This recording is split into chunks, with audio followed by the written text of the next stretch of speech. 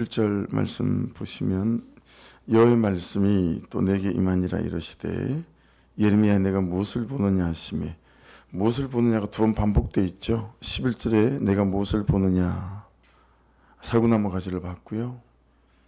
그 다음에 13절에 보시면 내가 무엇을 보느냐 끓는 가마를 봤는데 윗면이 이렇게 기울어져서 이 끓는 가마가 부어지기 직전에 그런 장면을 보는 내용이 나와 있습니다. 내가 무엇을 보느냐? 여러분 주로 우리는 내가 간절한 것을 봅니다, 그죠?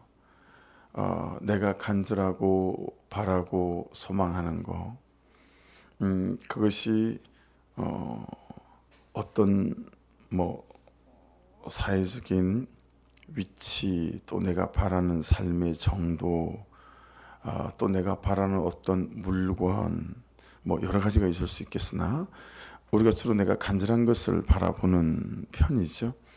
하나님이 보여주시는 것, 또 말씀이 보여주시는 것에 나는 관심이 있나 한번 생각해 보셔야 하겠죠. 아니면 하나님이 보여주시는 것을 잘 알면서도 불구하고 애써서 외면하는 경우도 있어요. 하나님께서 이걸 보여주시고 이것을 깨닫게 하시고 그것에 마음을 주시고 하는 거죠. 그래서 우리가 어떤 식으로 표현하죠? 하나님이 보여주시는 것, 말씀이 보여주시는 것을 다른 말로 어떻게 표현하죠? 내가 하나님의 마음을 샀습니다. 이렇게 표현합니다. 그렇죠? 그래서 하나님의 마음을 사는 것이 참 중요하죠. 그 하나님의 마음을 사서 그 하나님의 마음이 내 삶의 이유가 되고 목적이 되고 방향이 되는 거, 이게 이제 너무 중요하죠. 그래서 적용 질문 좀 해보면 요즘 내가 간절한 건 뭔가 또 한번 우리가 적용 질문 해볼 수 있겠고요. 요즘 하나님이 나에게 보이게 하는 것은 무엇이고 들리게 하는 것은 무엇인가 라는 거예요.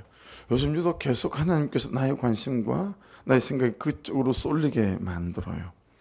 그러면 나는 그러면 그렇게 보여주시고 들리게 하고 마음이 쏠리게 하는 것들에 대해서 어떻게 반응하나, 이것도 살펴볼 수 있겠죠. 그게 살구나무 있죠. 사케드라고 하는데요. 우리 성경은 살구나무로 번역이 되어 있잖아요. 근데 영어 번역본은 아몬드 나무로 번역이 되어 있어요. 아몬드 나무.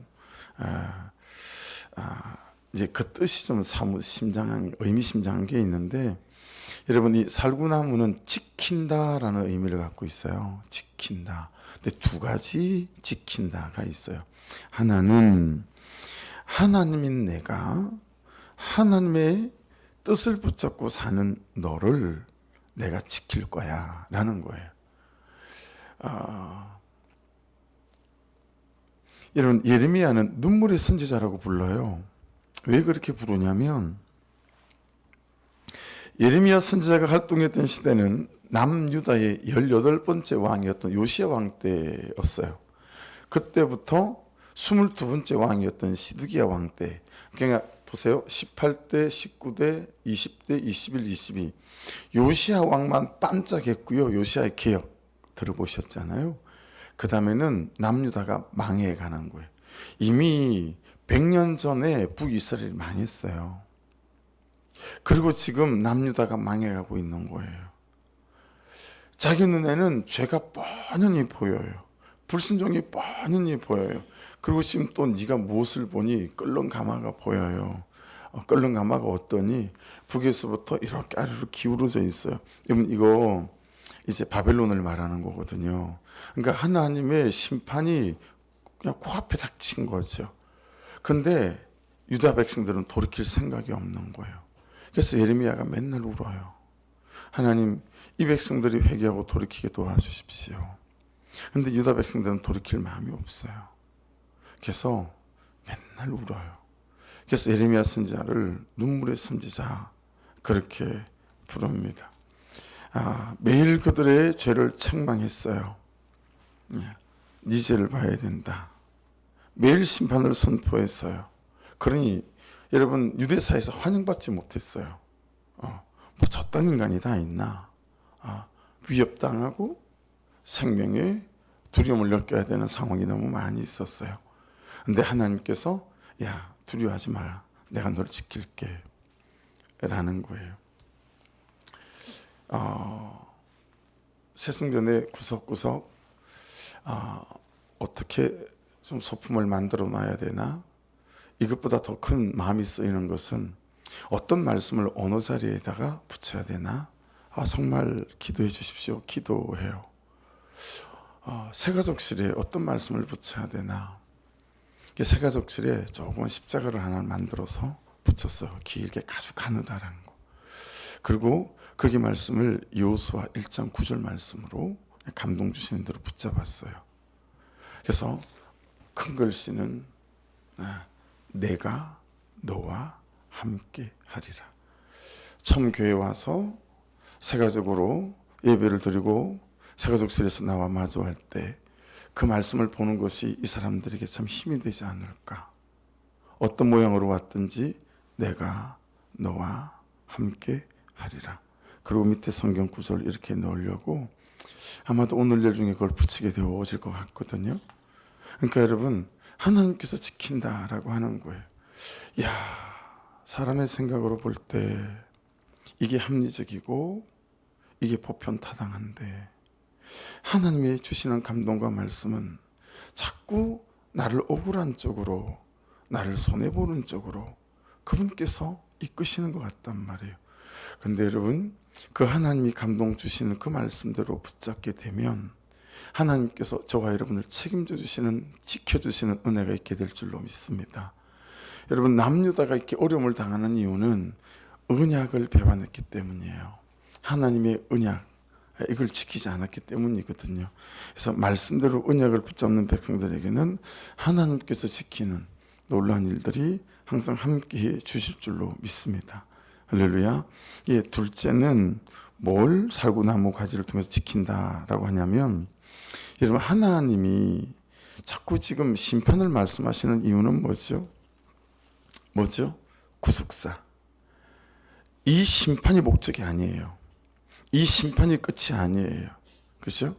바벨론에 의해서 남유다가 멸망하겠지만 70년의 포로 생활을 거치겠지만 멸망과 심판의 끝이 아니라 멸망과 심판의 시작이죠.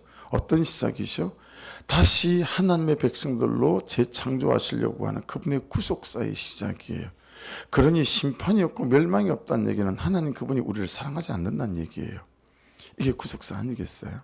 그렇죠? 내가 너를 사랑하니 너를 놓칠 수 없기에 네가 다시 나의 백성으로 일어설 수 있도록 다시 살 수 있도록 내가 하기 원하기에 내가 너에게 이 선판을 준다라고 하는 거 아니겠어요? 그래서 이 언약의 말씀을 다시 지켜 내가 끝까지 너를 책임지겠다라고 하는 것이 이 살구나무 가지가 보여주는 은혜다. 그래서 여러분 살구나무 가지에서 이 가지는 마켈이라고 하거든요. 이 의미가 뭐냐면 지팡이라는 뜻이에요. 그러니 여러분 살구나무 가지는 하나님의 지팡이, 모세가 애굽에 가지고 들어갔던 그렇게도 충분히 해석할 수 있습니다. 그리 보면 살구나무 가지는 어때요? 예레미야를 지키는 하나님의 지팡이이기도 하고 오늘을 살아가며 말씀을 붙드는 우리를 지키는 하나님의 지팡이일 수도 있다라고 하는 거죠. 자, 그러니 여러분 중요한 게 뭐냐면 하나님이 보여주신 것, 하나님이 들려주신 것, 그것이 부담되고 너무 하기 싫지만 결국은 말씀대로 하는 순종이 나를 지키고, 아멘 하십시다. 말씀대로 하는 순종이 가정을 지키고 말씀대로 하는 순종이 내 삶을 지켜주시는 하나님의 지팡이가 될 줄로 믿습니다. 그래서 그 의미가 이 첫 번째 환상 가운데 있다라고 하는 것입니다. 그래서 12절 이렇게 말씀하세요. 같이 읽어볼까요? 다시 시작. 여호와께서 내게 이르시되 내가 잘 보았도다. 이는 내가 내 말을 지켜 그대로 이루려 함이라 하시니라. 할렐루야. 이 안에는 하나님 그분의 구속사가 몽땅 전부 들어져 있어요. 그래서 이 살구나무 가지로 번역된 아몬드 나무의 특징은 뭐냐면 우리나라에 있는 목련과 비슷해요. 여러분 봄이 되면 제일 먼저 피는 꽃이 목련 아닙니까? 그렇죠? 여러분 이 아몬드는 봄에 가장 먼저 꽃을 피우는 나무라고 해요. 그러니 하나님의 말씀을 따라 순종하는 삶이 너무 더딜 것 같죠? 안 변할 것 같은데, 안 달라질 것 같은데, 말씀대로 한다고 뭐가 달라질까? 근데 지금 말씀은 뭐라고 우리에게 어떤 의미를 부여하냐면, 그가 변하는 날, 이 현실이 바뀔 날은 절대 안 올 것 같지만 말씀을 따라 언약을 지키는 백성들이 순종하는 삶에는 가장 빠른 하나님의 역사가 온다. 그래서 오늘 제 큐티 제목을 순종이 가장 빠르다 이렇게 잡았어요. 여러분 순종이 가장 빨라요. 순종이 가장 빠른 길인 줄 믿습니다. 우리 자녀들이, 우리의 남편이, 우리의 아내가, 내 현실이 야 너무 더디지 않은가? 아니요. 여러분 순종이 가장 빠르니 가장 빠른 순종을 붙잡을 수 있기를 주의 이름으로 축복합니다. 하나님의 약속은 더딘 것 같지만 속히 임한다라는 뜻도 물론 살구나무 가지에는 포함되어서 있는 것 같아요. 13절부터 15절까지를 같이 다시 한번 읽습니다. 여호와의 말씀이 다시 내게 임했어요. 이르시되 내가 무엇을 보느냐? 대답하되 끓는 가마를 보나이다. 그 윗면이 북에서부터 기울어졌나이다 하니 여호와께서 내게 이르시되 재앙이 북방에서 일어나 이 땅의 모든 주민에게 부어지리라. 내가 북방 왕국들의 모든 족속들을 부를 것인즉 그들이 와서 예루살렘 성문 어귀에 각기 자리를 정하고 그 사방 모든 성벽과 유다 모든 성읍들을 치리라. 여호와의 말이니라. 여러분 15절 16절 말씀을 잘 깨닫고 의미 있게 잘 마음에 새겨야 합니다. 자, 결국 13절의 끓는 가마를 먼저 보시겠어요? 그 당대를 본다면 남유다를 정복하고 그리고 망하게 만드는 북방의 바벨론을 지칭하는 거다라고 하는 거죠. 그런데 여러분 15절 밑줄 그거 보십시오. 내가 북방 왕국들의 모든 족속들을 부를 것인즉 되어 있죠. 자, 그 다음에 15절 하반절 유다 모든 성읍들을 치리라 여호와의 말이니라. 그게 밑줄을 쳐보시고 16절로 가보실래요? 16절 가보시면 하반절 내가 나의 심판을 그들에게 선고하여 그들의 모든 죄악을 징계하리라 그랬습니다. 여러분 그리 보면 여러분 이 유다에 미칠 모든 재앙이 누가 보낸 거죠? 하나님께서 보내신 거죠. 자, 그러면 적용해 보십시다. 여러분의 삶에 재앙처럼 보이고 심판처럼 보이는 이런저런 삶의 어려움이 있을 수 있죠. 그렇죠? 다툼과 갈등이 있을 수 있죠. 여러분 결국은 누가 보낸 거죠? 하나님께서 허락하신 거예요. 이 사고 전환이 너무 중요해요. 그 사람 때문에 이게 왔다 이렇게 생각하면 안 돼요. 하나님의 백성은 하나님께서 보내신 거예요. 이해되시죠? 하나님께서 왜 보냈을까 생각해야죠. 그게 구속사예요. 저 사람 때문이야. 그 구속사 아니에요. 하나님께서 보내신 거다. 구속사예요. 그래서 하나님께서 그럼 왜 일들을 하게 허락하셨을까? 라고 접근해서 말씀에 묻는 거, 이게 구속사예요. 그렇죠? 하나님이 끓는 가마를 보내시고 바벨론을 보내시고 70년간의 포로 생활을 보내셨다. 오늘 말씀에 그 이유가 너무 잘 나와 있잖아요. 그렇게 말씀을 해석하고 그렇게 내 인생을 들여다볼 수 있어야 된다. 그게 구속사다라고 하는 거죠. 그러니 이 어려움과 이 아픔과 이 다툼 다 너 때문이다. 네가 책임져라. 우리는 이러고 살잖아요. 이건 구속사의 일도 모르는 거죠. 그 당대 유다 사람들은 얼마나 그러고 살았겠습니까? 왕을 잘못 세웠다. 네. 만일에 윤 대통령이 마음에 합당하지 않은 분들이 있다면 자기 죄를 살펴야 합니다. 왜 그런 대통령을 세웠겠어요? 나를 보라는 거예요. 네. 직장의 상사와 사장이 마음에 들지 않는다. 나만 유독 미워한다. 구속사로 해석하십시오. 내 가정에 이런저런 문제가 있다. 구속사로 접근하십시오. 결국은 하나님의 오른손을 거치신 거예요. 망하게 하려고요? 넌 끝이다. 그래서요? 아니에요. 그 사람과 그 사건들을 통해서 하나님께서 나를 세워가시는 구속사인 거죠. 여러분 이스라엘 백성들도 남유다 백성들도 얼마나 그랬겠어요. 저 왕 때문이다. 왕은 어땠겠어요?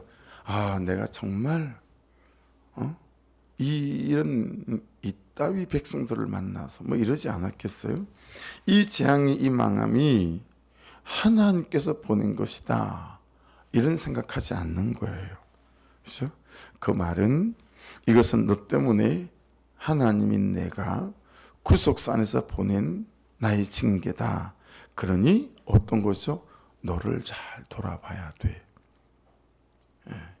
다 이거예요. 근데 우리는 어떤 일들만 생기면 계속 핑계를 찾고, 그리고 옳고 그름의 판단을 항상 그 사람에게서 찾아요. 여러분, 우리는 그리 살지 않기로 결정한 거예요. 말씀을 따라가며 구속사로 내 인생을 해석하기로 결정한 사람들이에요. 그러니 살기로 했으니 여러분, 살기로 한 방향과 다른 것을 붙잡지 않는 은혜가 있기를 주의 이름으로 축복합니다. 할렐루야. 근데 이걸 유다 백성들이 깨닫지 못합니다. 예레미야가 네 죄를 봐야 된다, 이러고 예언을 하고 다니니까 그 당시 예루살렘 사람들에게 엄청난 반감을 사고 비난을 사요. 지가 무슨 하나님의 선지자라고 저러고 돌아다니냐. 그러면서 여러분, 유다 백성들이 입에 달고 살았던 말이 뭔지 아세요? 잘 될 거야. 여러분, 진짜 비진리 중에 비진리가 잘 될 거야 합니다. 진짜 반복음 중에 반복음이 잘 될 거야 합니다. 그것은 내 죄를 돌아보지 않겠다라는 거예요. 나를 살피지 않겠다라는 거예요. 뭐가 잘 돼요? 뭐가 잘 되겠어요? 잘 될 거야. 그걸 믿음으로 착각해요. 천만에요. 그 믿음이 아니에요. 정말 반믿음이에요. 반믿음. 믿음을 대적하는 믿음이 잘 될 거야예요. 그 여러분, 긍정적인 사고이거든요. 사랑하는 여러분, 이런저런 문제가 생길 때마다 구속사 안에서 나를 향하신 그분의 끝을 주시고 징계주시는 그 구속사 안에서 나를 다시 참 은혜의 비단에 세우시려고 하는 그분의 구속사 안에서 나를 살피고 나를 돌아보게 될 때, 하나님 그분께서 나에게 어려움 주신 그 뜻대로 정말 내가 다시 살고 은혜의 비단에 서게 되는 놀라운 하나님 그분의 결론이 우리의 결론 되어지는 은혜가 있게 될 줄로 믿습니다. 그래서 여러분, 바벨론에게 망할 때도요, 대부분의 남유다 백성들이 그렇게 말했다는 것 아니겠습니까? 잠시 동안만 이룰 거야. 일시적인 패배로 이겼다라고 하는 것입니다. 그리고 자기 죄는 보지 않고 계속 장밋빛 미래를 그리는 거예요. 많이 보지 않아요? 여러분, 이런 경험 여러분 스스로에게 없으세요? 지금의 이 상황 가운데서 내 죄를 보고 돌이키라고 사건을 주셨는데, 여러분, 내 죄는 보지 않고 그의 죄만 살펴서, 야, 이게 이 사람이 어떻게 되면 이제 이 다음부터 내 인생이 장밋빛 인생으로 바뀔 거야, 이러고 우리가 살아간다라고 하는 거죠. 그렇지 않습니다. 그렇죠? 남유다의 포로 생활이 우리에게 잘 말씀해 주고 있습니다. 그래서 이때 그들 입에 달고 살았던 말 잘 될 거야, 이건 믿음이 아니고요, 자기 죄를 못 보게 하고 장밋빛 미래를 그리게 하는 사단의 체면입니다. 그러면 사단의 체면술에 절대 빠져들지 않기를 주의 이름으로 축복합니다. 그러면 시골에서 장작불로 소주 끓여보고 해보셨어요? 밥을 할 때는 소나무 잎사귀가 마른 갈비라고 불러서 우리 시골에서는 그걸로 이제 밥을 하니까 그냥 밥을 부르르 끓으면 그냥 톡톡 이렇게 부작땡이로 해가지고 나무 꺼내면 되지만, 장작불로 여러분 군불을 떼고 이럴 때는 관계없지만 소죽을 끓이고 할 때는 장작이 아깝잖아요. 그럼 장작을 이렇게 끄집어내면 돼요. 그러니까 여러분, 소죽을 끓이던 솥이 끓어 넘치면 장작을 이렇게 아궁에서 빼내면 끝이거든요. 근데 내 삶과 내 가정에서 내 인생에서 가마가 끓고 있다면 이 끓고 있는 여러분 솥을 식히는 방법은 내가 내 죄를 보고 회개하는 겁니다. 그게 이 끓게 하는 솥을 멈추는 방법이에요. 근데 계속 옳고 그름으로 다른 사람의 죄를 정죄하고 비판하면 이 솥은 끓어 넘치다 못해 북방에서 기울어서 남유다에게 쏟아 부어졌던 것처럼 내 삶에 쏟아 부어질 거예요. 그리고 이제는 내가 어떻게 할 수 없는 인생의 절망의 주인공이 될 수밖에 없을 거예요. 그러니 끓고 있을 때 다 아시잖아요. 야, 끓고 있다.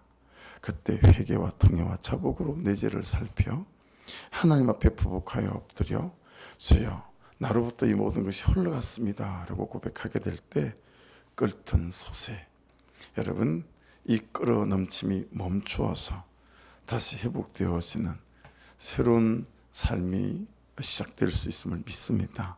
잘 적용해 봐야 합니다. 그렇죠? 나의 어떤 날이, 나의 어떤 태도가, 나의 어떤 삶의 방식이 지금 심판의 가마를 끓게 만들고 있는가 라는 거죠.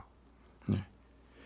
이렇게만 생각할 수 있다면 여러분 정말 우리의 끓고 있는 가마는 그분의 구속사 안에서 우리를 빛나게 만드는 하나님 그분의 능력의 팔이 될 수 있다라고 하는 것입니다. 무엇이라도 결정하고 선택할 수 있지만, 다시 말씀드릴게요. 무엇이라도 결정하고 여러분과 제가 선택할 수 있지만 회개 없는 그 무엇이라도의 선택과 결정은 끓는 가마가 나에게 쏟아 부어지는 결과를 만들어낼 뿐입니다. 무엇이라도 선택하고 결정하시기 전에 회개하심을 통하여 여러분 끓는 가마가 멈추어지는 은혜가 저의 것이고 여러분의 것이기를 주의 이름으로 축복합니다. 16절은 소제목을 달 수 있죠. 위에다가 심판의 이유라고 소제목을 저는 달았어요. 여러분 심판의 이유가 뭐예요? 무리가 나를 버리고, 두 번째 다른 신들에게 분향하며, 세 번째 자기 손으로 만든 것들에 절하였은즉, 내가 만든 행복이라는 내 우상, 내가 만든 안정감이라는 내 우상, 뭐 이런 거죠. 내가 나의 심판을 그들에게 선고해 그들의 모든 죄악을 징계하리라. 여러분 하나님께서 그분의 백성에게는 죄악은 그냥 두지 않으시고 반드시 징계하신다. 이게 그분의 원칙이에요. 버린 자식이면 가만 냅두지만 유기, 내 자식이면 하나님은 그러지 않으신다라고 하는 거예요. 그러니 지금 어떤 끌어넘치는 상황 가운데 있다면 그게 복이에요, 여러분 그게 악이에요. 복이에요. 이것 또한 구속사예요. 할렐루야. 내가 끌어넘치고 있다면 그게 복이에요. 복. 내 새끼다라고 하는 하나님 그분의 사인이라 이 말이에요. 이게 구속사 아니겠어요? 시간의 간격과 차이가 있을 뿐이지 여러분 하나님의 자식은 잘못 가고 있을 때 그분이 그냥 두지 않으신다. 자, 분향하며 동그라미를 좀 쳐보시겠어요? 그 단어 하나만 좀 살필게요. 분향하며. 그리고 적으십시오. 카타르란 단어예요. 카타르란 단어인데 이게 향을 피우는 정도가 아니에요. 향 피우는 게 아니고요. 희생 제물을 불사르는 것을 말하는 겁니다. 번제든 화목제든 희생 제물을 불사르잖아요. 소를 태우고 양을 태우고 염소를 태우고 그러잖아요. 그게 지금 분향하며 카타르예요. 자, 여러분 아시죠? 어떻게 그런 짐승들을 불태우고 제물을 불태우는지 몇 달 전에 정해요. 가장 튼실해 보이고 하나님 바치기에 좋아 보이는 그런 걸 정하는 거예요. 여러분 이거 있잖아요. 주일 개념에 비춰보셔도 되고요. 주일에 오는 복장의 개념에 비춰보셔도 되고요. 그런 거예요. 여러분께서 만일에 대통령을 만나고 누굴 만난다 그러면 어떻게 하겠어요? 복장도 참 준비하지 않겠어요? 여러 가지로 헤어스타일도 그렇죠? 그러지 않겠어요? 그러니까 주일이 그런 거죠. 하나님을 만나러 오는 거죠. 그렇죠? 제일 중요한 분. 그렇죠? 근데 우리가 주일을 참 너무 소홀하게 대충 뭐 이제 그런 거죠. 어쨌든 이런 이 분양 미리 몇 달 전에 예물을 정해요. 그리고 잘 먹여요. 잘 키워요. 당일은 내가 끌고 와서 내가 머리에 손을 얹고 안수하죠. 하나님 제가 죽어야 하는데 저희 죄 때문에 저 대신 저희 죄를 이 양에게 옮깁니다. 전가시킨 거죠.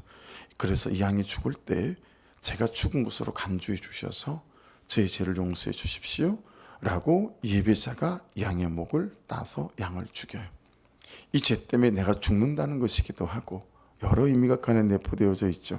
여러분 생각해 보세요. 그리고 죽인 게 끝이 아니에요. 가족을 내가 벗겨야 돼요.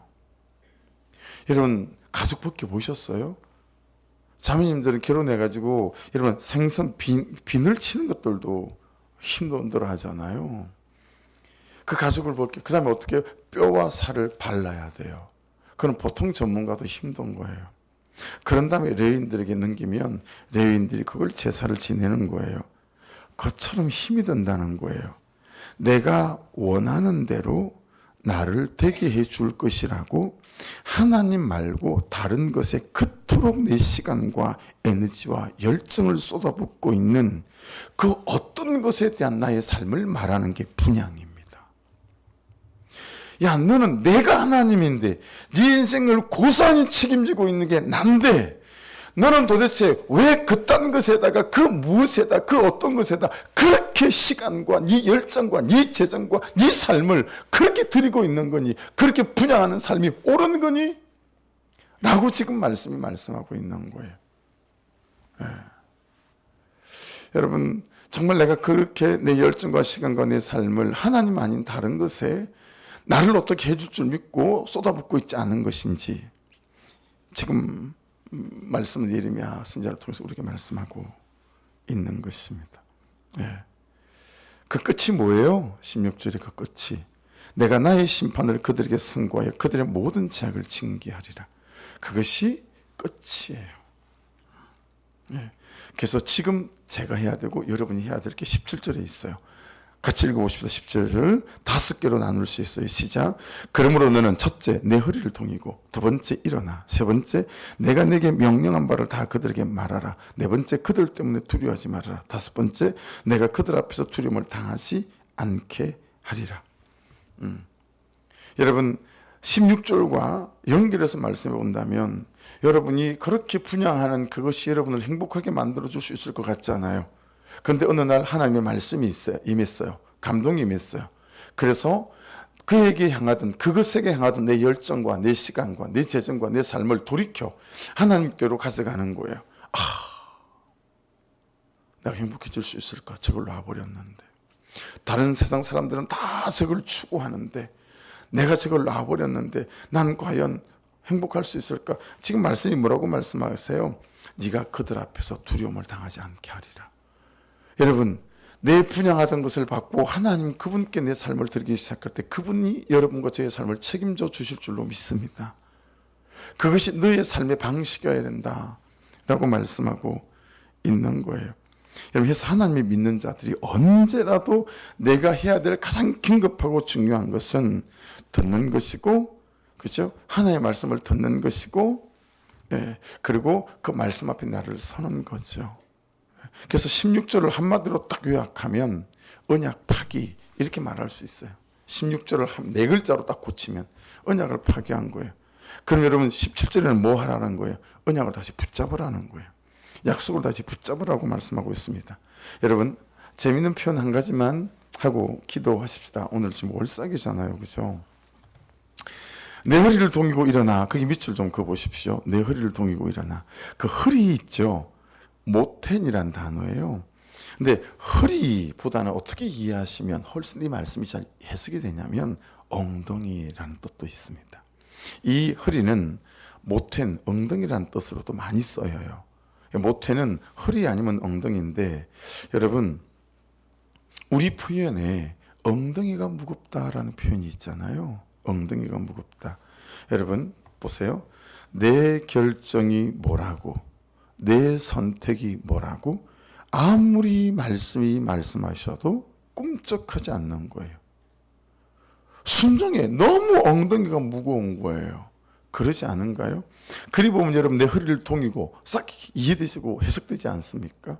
말씀이 말씀하면, 아니 말씀이 옳은 줄 알면 엉덩이가 가벼워야죠. 벌떡 일어나서 말씀이 말씀하시는 대로 정리하고 처리하고 그래서 움직여야죠. 근데 뻔히 말씀이 맞는 줄 알면서도 내가 엉덩이를 꼼짝도 안 하고 움직이지 않는 거예요. 그냥 그게 짓눌러 앉는 거예요. 내 고집대로 한번 해보겠다라는 거예요. 그게 옳은가? 그들에게 구하라. 이는 자기 생각을 말하는 게 아니라 하나님께서 말씀하신 걸 구하라 라고 하는 거죠. 그리고 그렇게 할 때 과연 내가 내 삶이 진짜 나아질까 두려워하지 말아라. 뭐 예레미야에게는 그래서 너한테 오는 공격을 두려워하지 말아라지만 우리에게 적용하면 그렇다는 얘기죠. 그래서 이런 말씀이 많아요. 세가족실에 붙이려고 하는 내가 너와 함께하리라. 각오 담대하라. 이것이 1장 9절이잖아요. 예. 여러분 또 어떤 말씀이 있어요? 고린도서 4장 8절에 가면 우리가 사방으로 우겨쌈을 당하여도 쌓이지 아니하며 답답한 일을 당하여도 낙심하지 아니하며 할렐루야. 그리고 이런 갈라디아서 1장 10절 한 번은 여러분과 제가 은혜 받았던 말씀이죠. 이제 내가 사람들에게 기쁨을 구하랴. 내가 지금까지 사람의 기쁨을 구하는 것이었다면 그리스도의 종이 아니니라.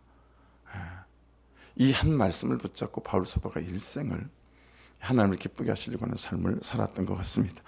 사랑하는 여러분, 이 한 달이 사람을 기쁘게 하지 않고 하나님을 기쁘게 하는 그 사람에게 기쁘게 하는 그 사람의 가장 중심에 있는 사람이 누구겠어요? 자기 자신이에요. 절대 사람을 기쁘게 하지 않고 하나님을 기쁘게 하는 이 삶에 초대받으셔서 여러분 이 엄혹한 시대에서도 은혜의 비달에서 정말 살아서 살리는 인생으로 세워져가는 저와 여러분 이 한 달 되시기를 주의 이름으로 축복합니다. 기도하겠습니다. 주의 한번 부르고 말씀 붙잡고 순종이 가장 빠르다고 하셨으니 넌 왜 그렇게 엉덩이가 무겁니? 라고 말씀하셨으니 아버지 하나님 내가 너를 지키겠다 라고 말씀하셨으니 그것들을 분양하던 삶을 돌이켜 나를 예배해라 말씀하셨으니 그런 삶으로 돌이키는 은혜를 허락하여 주옵소서. 우리 주여 한번 부르고 그 다음에 또 한번 기도하고 성만찬으로 나아가겠습니다. 우리 주여 한번 부르고 기도합니다. 주여 아버지